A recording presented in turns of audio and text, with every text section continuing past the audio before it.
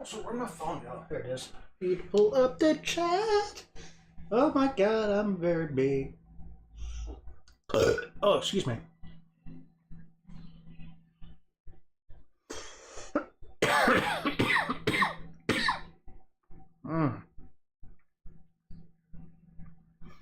I don't like it, and I'm not fond of it.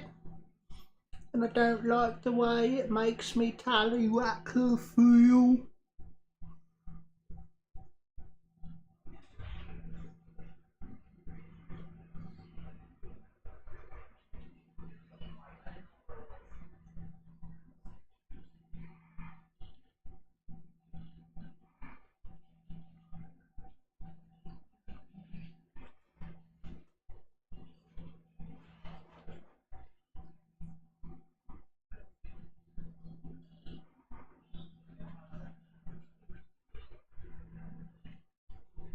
Okay. Pull up the chat. Test this. My other account. Make sure chat works. Yes, it does. Good stuff. Hawkeye. Ooh, that I need to actually fix. Hold on. Rock the chat box. Okay. Okay. Oh yeah, no, that's a bad time for anybody. Need to, nope, stop it. Can we pick a color? Can we pick a color? We pick that color. Yeah, okay. That's better.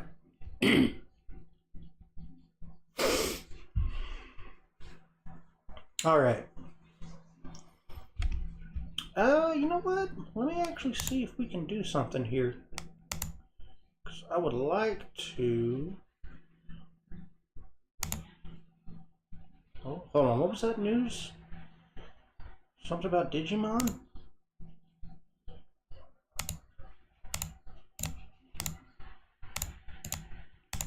No.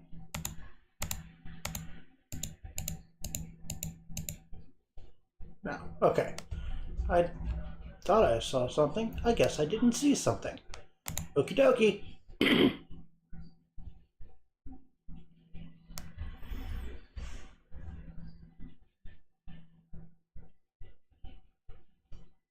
All right.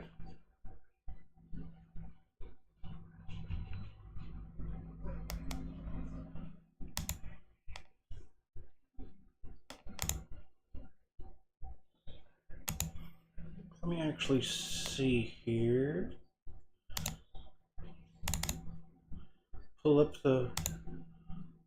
Ooh. Pull up the...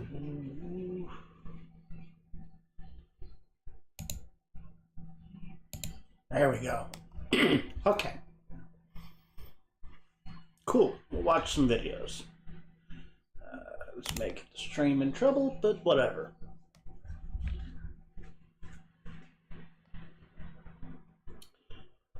Okay.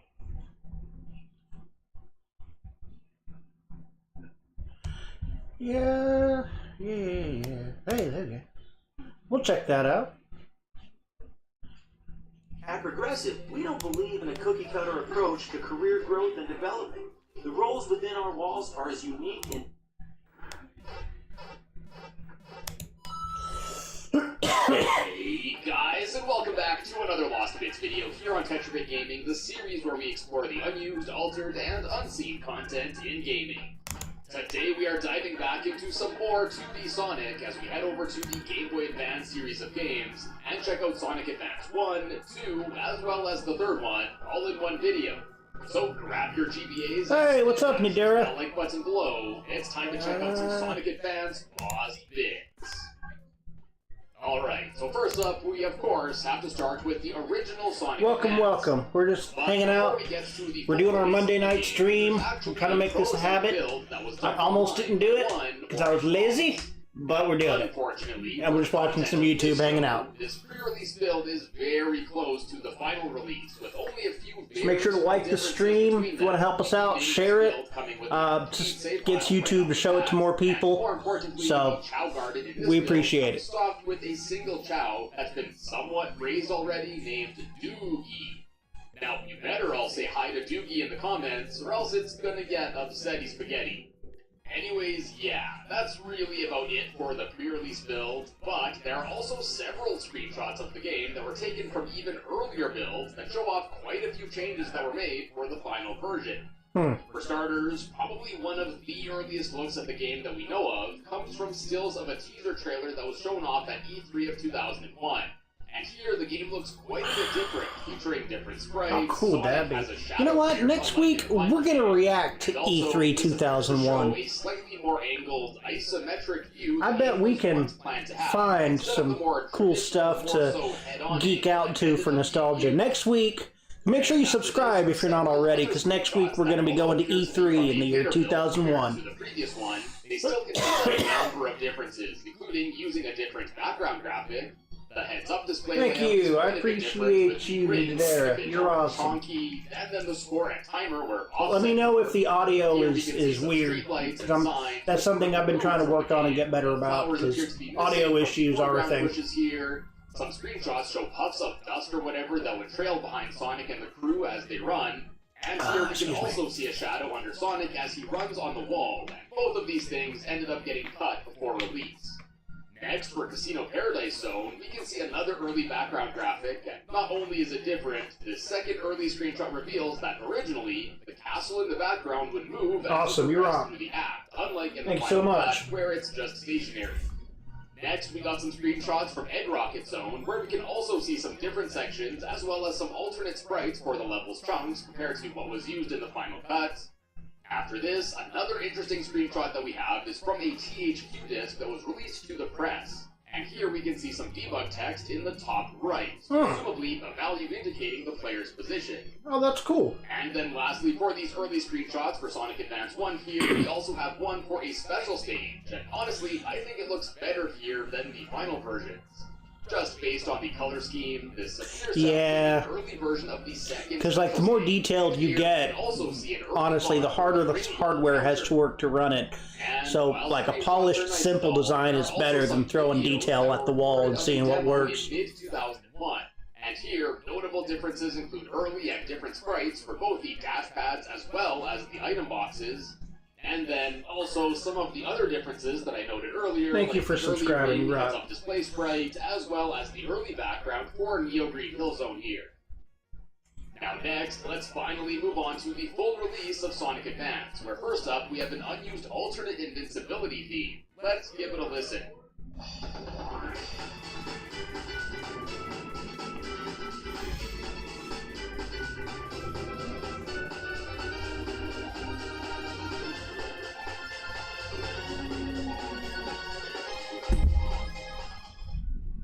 Although unused in this game, you actually may recognize this theme if you've ever played Sonic Advance 2 or 3, as this invincibility theme did go on to be used in both of those games.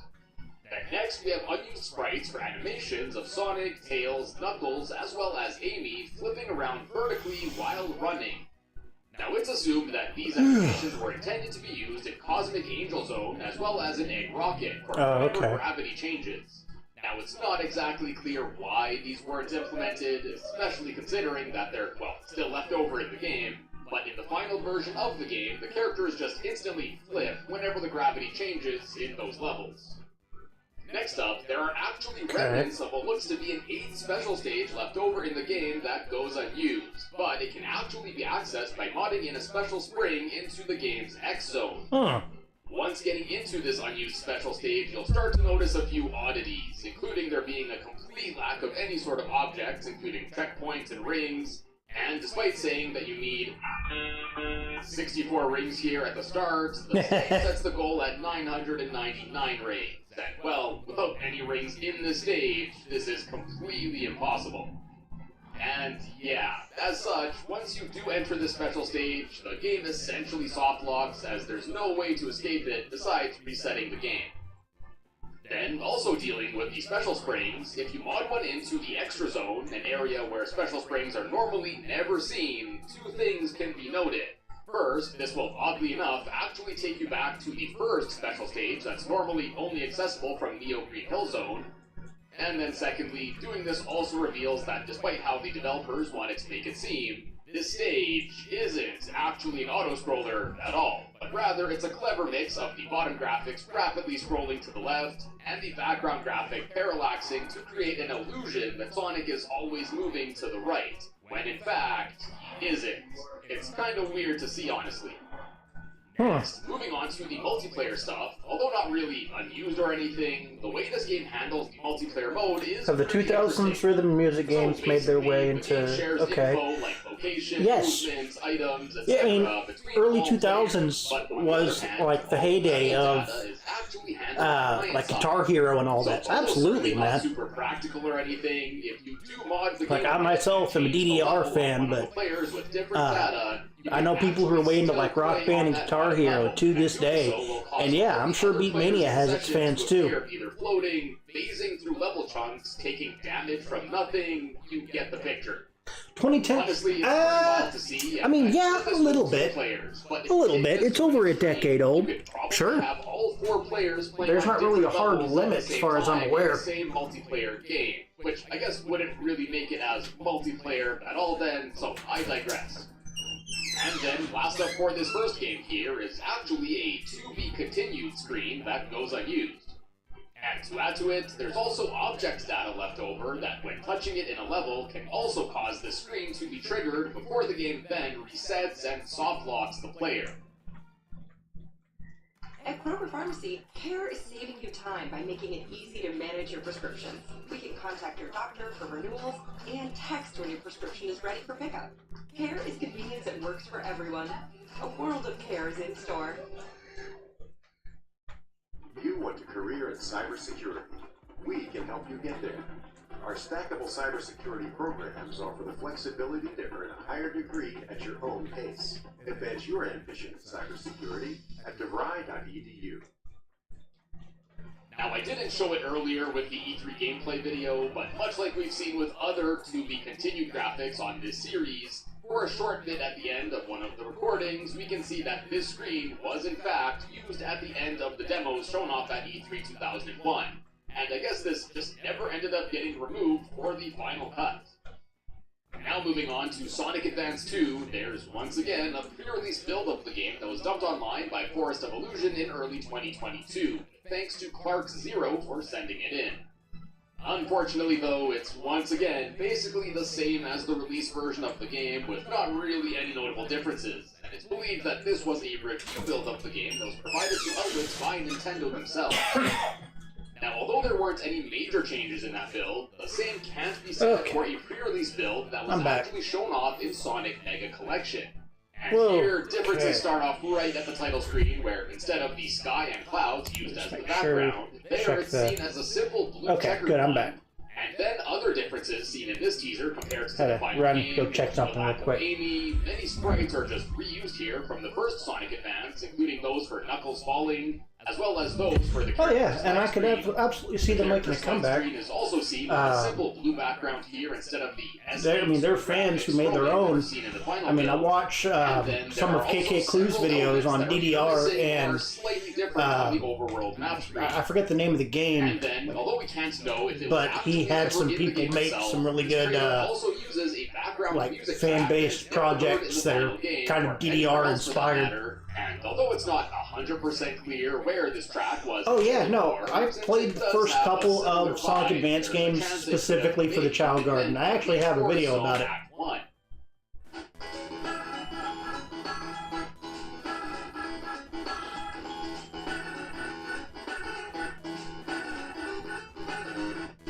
The original plan was to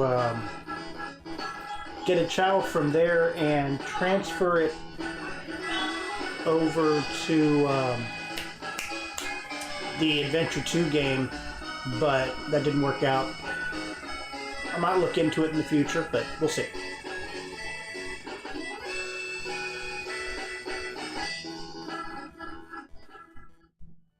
There is is, of course, also the chance that it wasn't meant for the game at all and was just meant for this trailer. But personally, I strongly doubt they make up some music that goes this hard only to be used like that.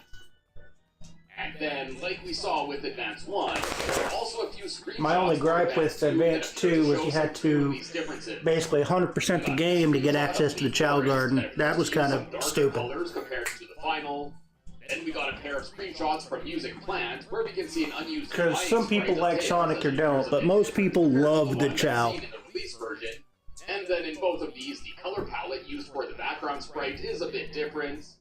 Similarly, there are also some early Sorry if I keep moving around, y'all. My dog is being a goober. I'm trying to get her to relax in the bed. And then one of the weirdest things is that in this screenshot with Cream, we can see You'll hear her in the background, I'm sure. icon instead, seemingly with Cream's color palette, resulting in a pretty cursed-looking icon. And yeah, I guess this suggests I'll give her that some the treats, screenshot was maybe she'll taken at relax. a point from before Cream was fully implemented. Then Oh yeah, additionally, Advance there was are Cream's also other debut, wasn't it? screenshots that appear to use an updated, but still early version of Cream's life meter icon. And get this, the difference between this one and the final version is a whopping single pixel that was added to, I guess, extend Cream's eyelash. Crazy, I know. And speaking of cream and cheese, there's also an early screenshot from the Chao Bounce minigame from Advance 2's Tiny Chao Garden. And here we can again see some different coloring, most noticeably with the grass as well as cheese here. And now onto the full release of Sonic Advance 2. First we have a leftover texture from an early build, and this one spells out excuse me. TTS version. So it looks like this was very likely a graphic used in a demo build of Sonic Advance 2 that was shown off at the Tokyo Game Show in 2002. Oh, cool. Probably on the title screen. And speaking of the title screen, there's also this unused texture that's basically a copy of the copyright info seen on the title screen, but with a black background instead. Then, Sonic Advance 2 thankfully also has some unused textures. You know, with Sonic Adventure 2 coming out in 2000 or 2001, it's kind of crazy how quickly Sega changed gears into making stuff for Nintendo. Like, I'm sure they had a lot of it already done, and they just had to re-optimize some stuff for the consoles, but yeah, that's absolutely insane. That the player could bounce off of. And then lastly, we got several sprites for the Egg Doctor turning around during the boss fight in Ice Paradise. In the battle, The Egg final Doctor. game, Egghead The is Doctor's only ever eggs. seen flying to the right, and only after being defeated he'll face left after escaping in a smaller pod. So, based on these turning around sprites existing, it's entirely plausible that this boss fight was originally conceptualized to play out differently with Eggman turning around at least once. Have you ever looked at a design and said, you know, what were they thinking when they made this? My dog has to go to the bathroom, so watch this ad and I'll be back. I want to figure out how they work. ECPI was We'll let him very get his helpful money. in nurturing that need to want to tinker and build a design. You're able to get the hands-on kind of learning that you need in order to be able to succeed. Everything I learned at ECPI University, I was able to put it right to work in field. I don't believe I would be where I am professionally if it wasn't for ECPI University. The all-new Copilot Plus PCs enable an array of AI capabilities to accelerate your productivity and creativity in a big way. They're the fastest, most intelligent Windows PCs yet, designed for both power and security. With the impressive power of Snapdragon X series processors, you're getting lightning-fast performance. These next-gen PCs can perform 45 trillion operations per second. That's trillion, with a T. This means unparalleled efficiency and responsiveness. Multitasking with several applications, intensive tasks, no problem. These PCs handle it effortlessly. And the battery life? With up to 22 hours of local video playback or up to 15 hours of web browsing on a single charge, you can stay mobile without constantly hunting for a power outlet. More productivity, less downtime. Okay, let's get into the new AI features. This is awesome. One big difference, these PCs keep your AI data on the device versus operating in the cloud. This keeps you in control of your own data security and allows faster performance too. Check out Recall. This is an explorable timeline of your PC's past activities. Use it to find things you previously looked at on your PC, a photo from last summer, a crucial project link, or an important message. Just describe what you remember, and Recall retrieves it for you.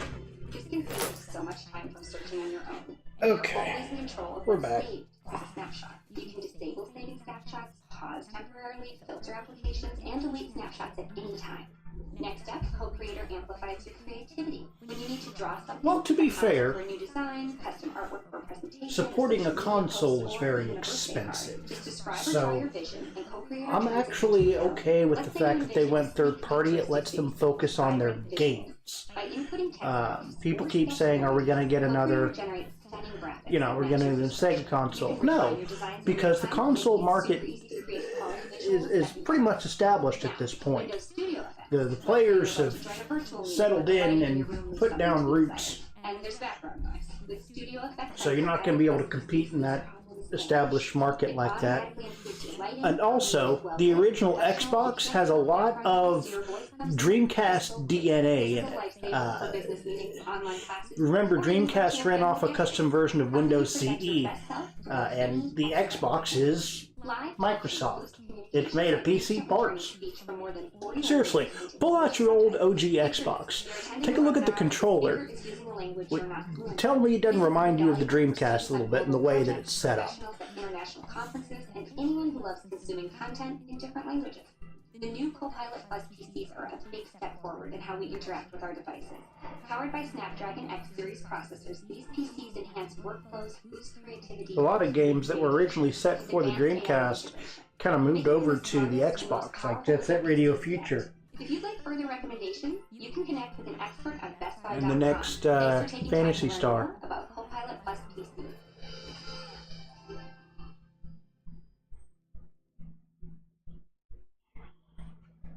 Next, there's a strange, unused windmill object that was likely intended to have been used in Sky Canyon. And not only can it be re-implemented in the game, but it's still animated too.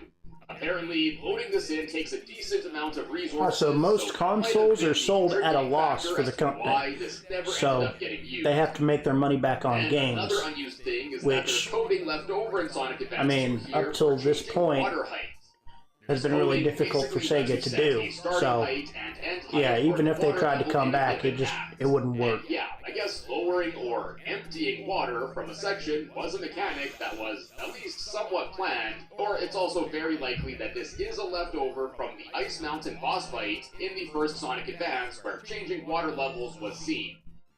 Now, next up, although the option of team play in the multiplayer mode was seen in Sonic Advance 1, this option was removed from Sonic Advance 2. Well, mostly, as it turns out that graphics and functionality for it are still left over in Sonic Advance 2, and can even be re-implemented with only minor issues. And then lastly for this game, there's actually a map that's left over unused. It isn't the most interesting unused map in the world, as it's a pretty basic looking area with a floor section and then a ceiling filled with nothing but spikes. Now, apparently, this map is stored in the game after each zone's boss battle, so they can kind of be thought of as an Act 4 of sorts for each zone. And interestingly enough, this level actually appears to bear major resemblance to the final section of the boss battle in the final zone, where the platform on the bottom ends, and then the player has to avoid staying on the lifts long enough as they push you up to a bunch of spikes placed on the ceiling. So, as such, it's entirely likely that this unused map is an early conceptual version of that boss fight area.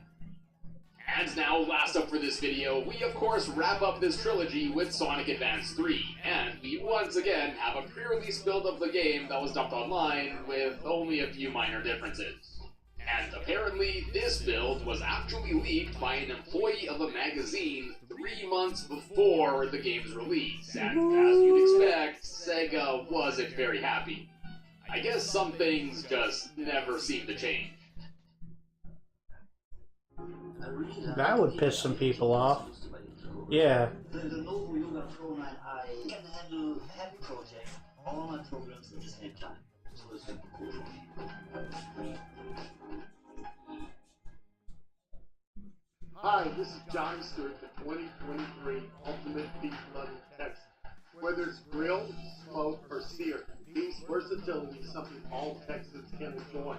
I'm excited to share my tips for perfecting the art of beef, from selecting the best cuts to mastering the flame. You'll learn how to cook beef like a champion. Every month, we'll explore classic flavors, innovative steak recipes, and everything in between. Click below and let's get to sizzling. Alright. Anyways, yeah, there aren't many noteworthy changes in this earlier build, but of note, the invincibility power-up lasts half as long in this build at only 10 seconds instead of the final version's 20. Partner Amy's tag action works a bit differently in this build when used on the ground, as instead of putting the player into spring form to launch them higher, here it will instead put the player into a spin attack. You can actually use the tag actions in the Sonic Factory here, unlike in the final version where the game doesn't allow you to. And then another oddity is that if you grab the special stage key in a level in this build and then get a game over or exit the stage, you will still hang on to the key without actually having to complete the level as it was changed to in the final version of the game. And now on to the full release. First up, we got several bits of unused audio. Well, the first two tracks here aren't fully unused, as their beginning sections are actually heard in the game, but they do get cut off, leaving the latter half normally unheard, unless you go and listen to them in full in the sound test menu. Anyways, the start of both of these tracks are heard in the cutscene that occurs when playing as Sonic with all 7 Chaos Emeralds after completing Alter Emerald. The first track is normally only heard for the first 18 seconds before getting cut off by the second track.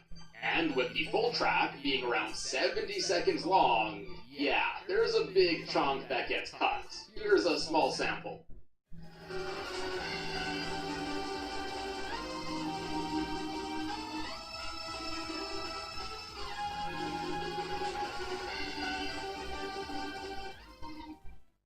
And then secondly, the other track is only played for just over 20 seconds before the cutscene ends and the music stops. And the full length of the track is again over a minute long, so once more, a large chunk of this is normally unheard.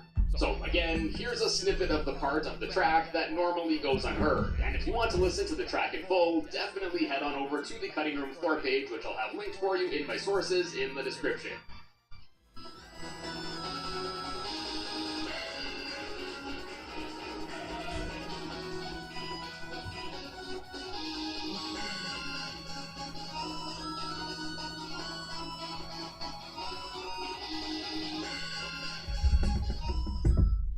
Next up is an unused sound clip of Knuckles just saying cool. Cool. Yeah, it is pretty cool. And interestingly, this also didn't get used in the Japanese release, so there's a Japanese equivalent unused file too of Knuckles just giving a short chuckle. Yeah, it's a big shame we didn't get these Knuckles chuckles. Now apparently, the sound effects were planned to be used when Knuckles would perform a trick in this game. But since he's unable to do many tricks in this game, yeah, this doesn't normally go used. And then lastly, for the audio stuff, we have 2 more unused tracks. The first of these is an extended version of the victory theme that's played after defeating the game's final boss. And extended it certainly is, as this track actually goes on for nearly a minute. Here's a quick sample of the extended part of the theme.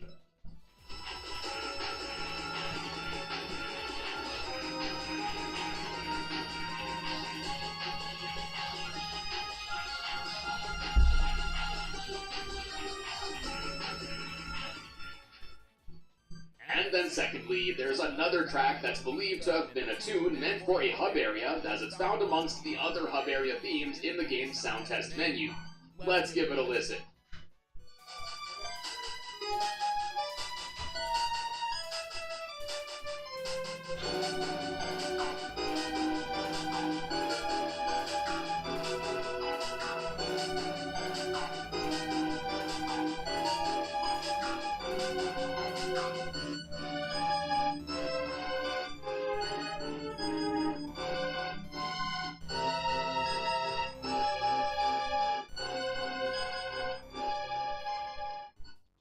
And finally, there are also some graphics left in Sonic Advance 3 that go unused.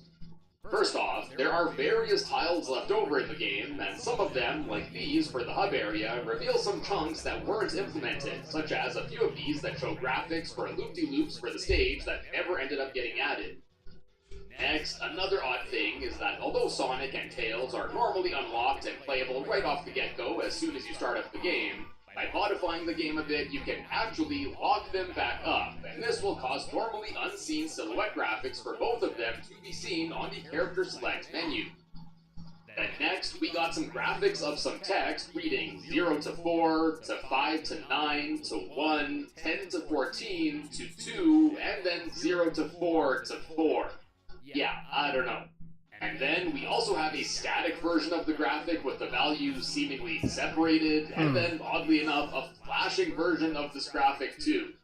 This seems like something that would have been in some sort of developer debugging tool or something, but honestly, I have no clue what this could have been for, so if you might know, please let us know down in the comments.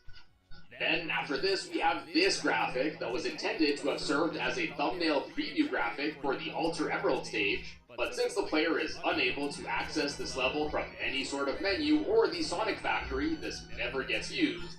And then lastly, we have graphics that appear to reveal that there might have been plans for at least some of the game's levels to have had a fourth act. And it's not just this texture that supports this either, as apparently there is a slot reserved for a fourth act in the map index layout in almost all of the game's stages too. I think it's kinda too bad, as more levels tends to be a good thing, but I don't think I recall any Sonic Zone having more than 3 acts, and maybe it was deemed that having 4 here would have had the levels drag on for too long, or something. But either way, this texture still managed to get left in here. And my friends, that's about it for the Sonic Advance series, and I hope you enjoyed this video. If you did, check out some of my other Sonic Lost Bits videos, and be sure to subscribe and ring the notification bell to find your way back to the channel in the future. Also, just want to give an extra big thank you to Tempo, Fresh Jolly, Chase, Luna Alex, as well as a bunch of the other fellas at the Sonic Advance Trilogy Research Discord for being incredibly helpful with making this video possible. And as always, thank you all so much for stopping by today, and I will see you in a bit. Alright, that was cool. So, yeah. I'm going to try to make this a regular thing. Like I said last Tuesday, I want to try to stream on Mondays. Just give, people to look forward to. Something on Monday. Start of the work week, start of the school week. Usually it's kind of a bummer day, but, I want to add something good to it. So, as far as what we're going to be doing every week, I don't know. That's why we're kind of just doing whatever and having like a chat sesh with just kind of hanging out, whatever. No big deal. But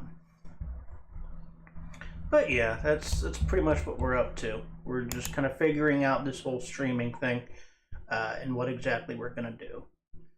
I don't know exactly what the plan is. I mean, we might just do this, just hang out and watch YouTube videos.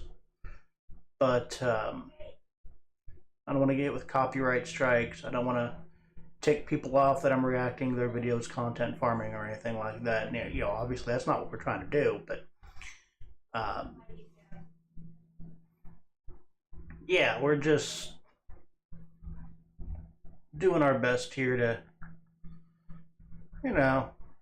learn. We used to watch these commercials, react to these little compilations of commercials here, but like we got with copyright because they're commercials for companies, and the companies are like, hey, and they got popular music in them and all that, so it's not something we're really going to be able to do reliably.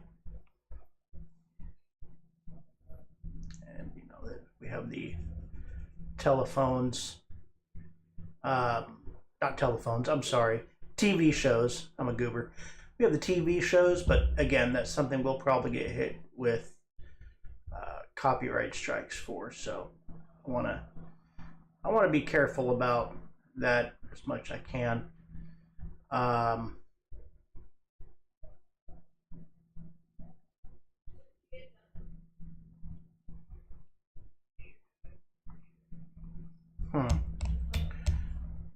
Tell you what, gotta get up here real quick, go over to my keyboard.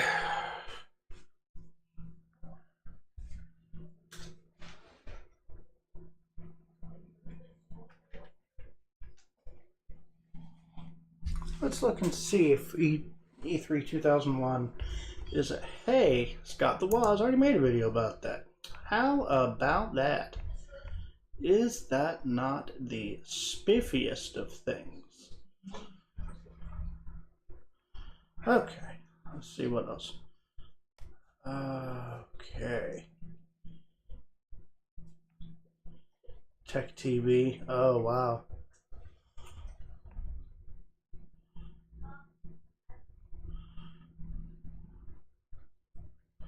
Oh, by the way, if you haven't seen this one's really good. We might watch that on a future stream. But let's watch Scott the Waz's Hey E3 y'all, video. Scott here.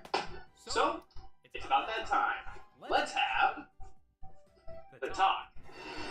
Let's talk about birds, bees, how bees and sex. I've been across the country teaching the proper education professionally, and I've read it all from this here book. So, let's start with chapter 1, Luigi's Mansion. No. I gotta make some calls. It's finally that time of the year. E3 2001 occurred from May 17th to the 19th in 2001 at the Los Angeles Convention Center, as any E3 2001 would. And this year for gaming as a whole had some of the most iconic releases of all time. Yep. Massive console launches like the GameCube, Game Boy Advance, Xbox. The PlayStation 2 was still in its first year on the market, and Sega finally did the right thing. Give up!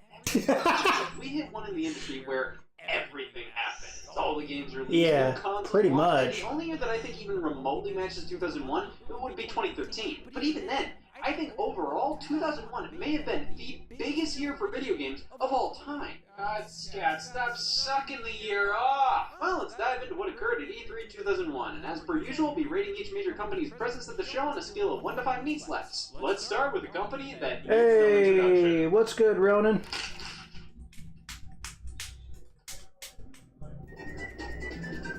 Final few years of the Nintendo We're still 64 trying to figure out what we're going to be doing on these streams, and so far, hanging out watching YouTube sounds like a good way to hang out. PlayStation 2, So, alongside all the titles coming out for the 10 times as popular PlayStation 1. Dr. Mario 64, Dude, facts. brace yourselves, wasn't going to cut it. That And is looking back true. at the history of E3, I the missed past it few too. years really felt like Nintendo was spinning their wheels. While other companies were pushing forward with new tech, and Nintendo was saying, "No, we have a new console." Alright, can we see it? You can see Mario Party 3. The 64 was not in existence for a while now, but E3 2001 was Nintendo's first E3 show for not only the GameCube, but the Game Boy Advance as well. Yeah, right off that spiral notebook. This isn't a press conference, it's a book report. We're still in that era of press conferences where press conferences were press conferences. Damn it. Some reason going on about how the GameCube has a shot against the competition via graphs. Well, this graph would have more value if you showed me the games that would give it a shot against the competition. This conference had the It's theme true. of the Nintendo difference. What are you, a brand of paper towels? No, according to Nintendo, the Nintendo difference is this. An absolute fetish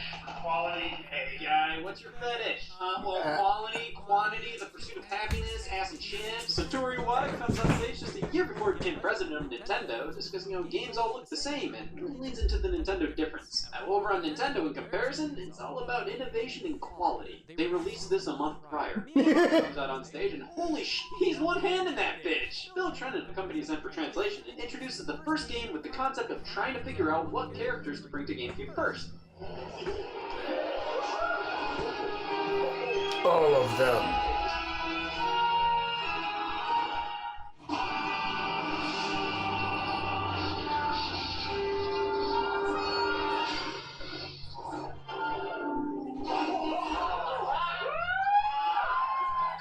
Technicality. Super Smash Bros. Melee revealed to the world with the opening cutscene and a short overview of the characters. They don't spend long on it, considering you get the general idea of what this is by reading the title. Melee's reveal will forever be one of the best E3 moments, as you can tell just how giddy and excited the audience is. Watching it now is like opening a time capsule. Whenever Samus appeared, everybody Well, thank you for stopping and hanging out, man. Between Metroid games, Zelda and Sheik were given a huge applause compared to the one guy recognizing ice climbers. Scientists studied this man afterwards. Ice climber. Melee was the Smash Bros. Series transition from a fun party fighter to a massive gaming event. The bombastic orchestral music, gorgeous graphical iconic characters paired up with those who haven't seen the light of day in ages. Melee's reveal was the perfect introduction to GameCube, and also showed this console was hopeless. You practically launch a system with a game that invokes this kind of reaction and it gets third place. This marked a change in consoles. It was no longer enough to have the best exclusive games. You had to have multimedia features or a gimmick. Yes. GameCube had a calendar. Didn't, Smash, yeah. Look at what's called the next in the Mario series.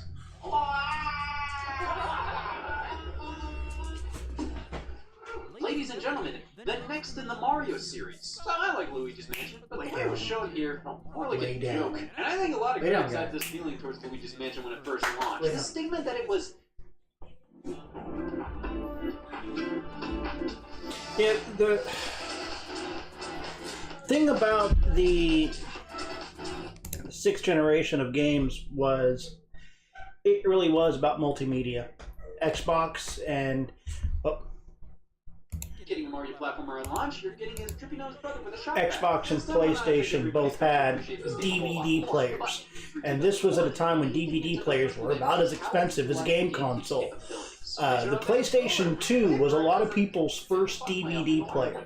You go into stores and you'd see the stores playing movies on their big TVs, not with a DVD player, with a PS2. Startup is shown prior to the Luigi's Mansion demo and gets applause, as it should. And we get a demo for Luigi's Mansion, which again was created to show off the GameCube's capabilities. Dual analog control along with tons of elemental effects. It was impressive, no doubt, but the fact it wasn't a Mario game, it was a Luigi game, just made it kind of lame for many. It's pretty shallow that various people thought that way, but that's what the general consensus was at the time. And the way they showed it off here, well, fine, I think undersold the game quite a bit, even if it looked very graphically impressive. Interestingly, they state right after the demo how the Game Boy Advance can be used as a GameCube. Oh, that's, yeah. They talked about it, implied it would work with Luigi's Mansion, which would have made sense. If you have the Game Boy Horror and the game have a map screen on the Game Boy screen at all times, would have been handy. But no, they just move on to more graphs and spec-talk, which is very unlike Nintendo. What is like Nintendo is to show us something we can't have. Yes, I would love to have that. The Panasonic Q, the Japanese-only GameCube with DVD player, was shown here for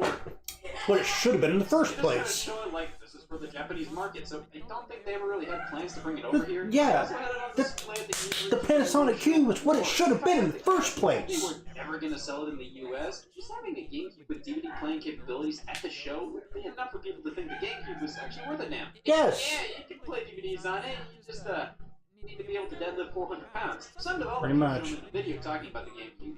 Silicon Knights, Rare, and Retro Studios all showing off games that were barely real. Retro had Raven Blade! Yeah, sure, honey, I'm on the phone. Rare had Cameo and Donkey Kong Racing, but titles like Metroid Prime, Eternal Darkness, and Star Fox Adventure were displayed, with Star Fox Adventures having the subtitle of Dinosaur Planet. This is awesome to see in the context of an actual press conference. For so long, I've only known of the origins of Star Fox Adventures through articles or random trailers, but actually seeing it alongside Donkey Kong Racing and Raven Blade at E3 shows, it's pretty wild. It gives a much better idea as to how these games were positioned back then. Next up, we have a brand new game from Nintendo.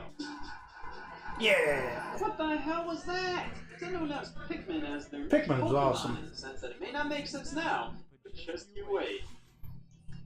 Give it some time. A quick Miyamoto says that I tried to play that Pikmin mobile game, but I just couldn't get into it. It's like, what do I do? Oh, you walk. And flowers. Okay. But it actually ended up launching on the 18th in North America. I'll let this one slide due to the sizzle reel at the end. Star Wars Rogue Leader, Raven Blade, Wave Race BS, NBA Courtside 2002, Donkey Kong Racing, Animal Force for GameCube. Interestingly, they announced this a month after the game launched on the Nintendo 64 in Japan. Oh, yeah. Mario Kart for GameCube, just using Smash Brothers character models and Go-Karts. Wiki for GameCube. Alright, the delay was worth it. Ending things on that infamous Zelda for GameCube demo, showing a realistic Link and Ganondorf fighting. Which 1 year later, we got a puppet show instead. Why wasn't any of this sprinkled throughout the press conference? Instead we got, do you know the GameCube is going to do well? Well, if you showed me the GameCube earlier, that wouldn't be a question. There's quite a lot to like about this showing, though. Interesting to note, Nintendo barely talked about the Game Boy Advance. For that, you'd have to check out the show floor. This giant screen saying, fun fact, to ensure innovation, we employed the strongest and most successful exclusive game development resources in the world. That's not a fact, that's just smug. I love this rotating actual GameCube logo, and the Game Boy Advance demo unit showing games like Mario Kart Super Circuit, F-Zero Maximum Velocity, Mario Land 4. This was a damn good show. The presentation seems better on paper. Oh, I didn't have this full screen, because I'm an idiot. Sorry. I say halfway through the video. Right back to economics class. It may have felt like there were a lot of games, but it was primarily just Smash Brothers, Luigi's Mansion, and Pikmin. Everything else was just sort of thrown in a scissor reel. They still did a good job impressing, and that's more evident by taking a look at the show floor. Nintendo just didn't show much that clawed people away from the PlayStation 2, unfortunately. Yeah, Smash Bros. Looked amazing, but did that make up for the relative lack of third-party support? To some, yeah. And I think something big Nintendo proved this E3 was a massive change to their software output. That slowed down to a crawl on Nintendo 64. But with the GameCube, they showed off a ton of exclusive games in development, most of which came out within the first year or two. Nintendo in 2001? Keep it up. Well, let's take a breather in the form of E3 2001 memorabilia. These Activision O2 hats were given out. Activision O2 was a sub-brand they used for their sports games. Because sports require oxygen! Well, that was fun. Let's move on to Sony. Let's see how Good Boy PlayStation did this year. They have the best-selling console of all time. Again, so why even try? Well, Kaz arrived. Pretty much. Just stepped off the golf course. It's crazy to see these iconic Sony executives there so long ago. Jack Tretton, Andrew House, the gang's all here, which means their first announcement must be big. First will debut an EE wireless remote. I stand corrected. Fucking huge. Gran Turismo 3 gets a trailer, even though it's already been out of Japan. Jak and Daxter gets a trailer and demo, being the big holiday title for the PS2 that year, being released as the PlayStation 2's Crash Bandicoot. But who gives a shit when the PS1 LCD screen is announced? It says right here. The PS1 is still a lucrative piece of Sony's business. The show is all about PS2. They still intended on giving their first console some proper support. Sony's done that with all of their consoles. Even when the PS4 came out, they released Gran Turismo 6 exclusively on the PS3 a month later. They highlight that Square will remain exclusive to PlayStation consoles for the time being, which shows how powerful this partnership was at the time. But with all this power, having the most successful console out at the time, that meant 10 minutes of EA Sports. Wow, Madden 2002's on the PlayStation 2, these mad sons of bitches finally did it! If this was the first Madden on PS2, or on this generation of game systems I know in there general, are some people who love sports games, and, you know, Godspeed to you, but... My God, can you believe how fast they were pumping I mean, these games out at the time? at a certain point, it just got to the point where they're just releasing the same game over and over and expecting you to buy it. Oh, I'm tiny now. Hold on. I think it'll fix itself. Let me... Yep, it fixed it. Then we dive into some other big PS2 exclusives. I'm sitting all the way over here on my couch bed situation, so that's why I look weird. I'm not at my computer. I got my monitor pointed at me while I just watch from the comfort of my couch. Because again, I'm lazy. I have never seen the PlayStation 2 marketed as a straight-up desktop PC. Yeah. They say this is for email. That would be cool. That's to show a bit of SOCOM, kind of to push the online capabilities of the console. With the Xbox looming over, well, it was smart to do considering that system was far ahead of the PS2 in terms of internet connectivity. And, you know, Sony did have some of the biggest names on their side. Just looking at their booth, it's quite obvious not only did they have the biggest names, they had all the names. The amount of games on display for PS2 DDR. was staggering. And while Nintendo gave you a reason to check out their stuff, Sony gave you a reason to buy their stuff. Yep. PS2 obviously had a tremendous future in front of it. They were even talking about streaming HD movies to the console. This! I may be a Nintendo, we'll say fan, and while E3 2001 had a lot to make me happy, it was also obvious who was going to truly win this generation. Let's return to E3 memorabilia. And here we have an E3 2001 program giving out on the second day of the event. It's designed as if it's a magazine.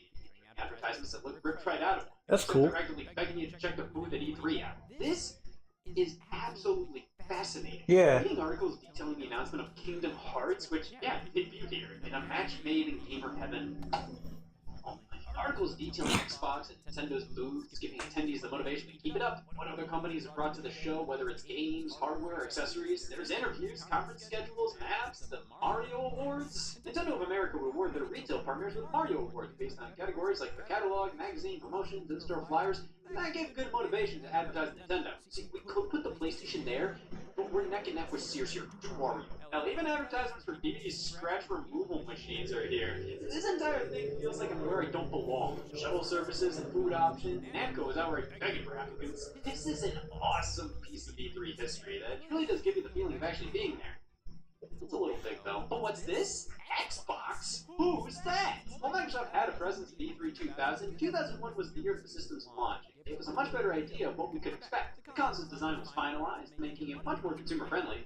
That's a choking hazard. Yeah. Halo, which was shown last year, went from a third-person game for PC and Mac to a first-person shooter launching exclusively with Xbox. Yep. This was always the go-to game for Xbox. It was good. Outside of that, it was pretty My weekend was alright.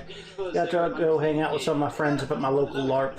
I ain't seen them in a while, so it was good to fight people again. Going against Nintendo and Sony, Microsoft had a few technical problems during the conference, and not nearly as many games on display. They had Dead or Alive 3 as an exclusive for launch, alongside Oddworld, Munch's Odyssey, racing games like Project Gotham and NASCAR Heat Press, but Microsoft's booth was half Xbox, half PC gaming. The launch date of November 8th, 2001 for North America was announced. Liar! November 15th, and launch in Japan would occur before Europe, which many people already knew was a mistake. The Xbox has famously never done well in Japan. Yep. The Japanese market wouldn't take the Xbox, but Microsoft sure wanted them to, considering modern gaming was practically born in Japan. But all this did was waste Microsoft's time by launching in Japan before Europe, and piss off customers in Europe because they had to wait longer, all for a retail price of $299, which was fairly expensive. Yeah. The Xbox being the most powerful of the main three consoles, and with Halo as the killer app, it's a that is pretty clear. Without Halo, this would have been a pretty weak showing. But Microsoft came out swinging with one of the most iconic launch titles of all time. That's gotta count for something. Grand Theft Auto 3. Yeah, there's quite a lot more to this E3 than just what the Big 3 brought to the table. Namely, Rockstar brought the Big 3. I even have the final part of E3 2001 memorabilia, this sticker they gave out. Take a look at that. Duke Nukem Forever made another appearance. This time looking quite a bit different from the last time we saw it. This one showcasing how truly expansive the game is going to be. Look at all these environments, characters, things that do, epic music. None of it ever happened. Sega was everywhere this year. It was all over the place with the announcement that Dreamcast would be fizzling, and Sega as a company would become a third party. Each console manufacturer made a deal to get a certain Sega franchise on it exclusively, most notably Sonic on Nintendo. The sheer amount of massive industry-defining games to come out of this E3 is unprecedented. Prior years felt like growing pains, but E3 2001 truly does feel like where E3 became E3 from there on out. Wait a second. No, I'm just confused. Yeah.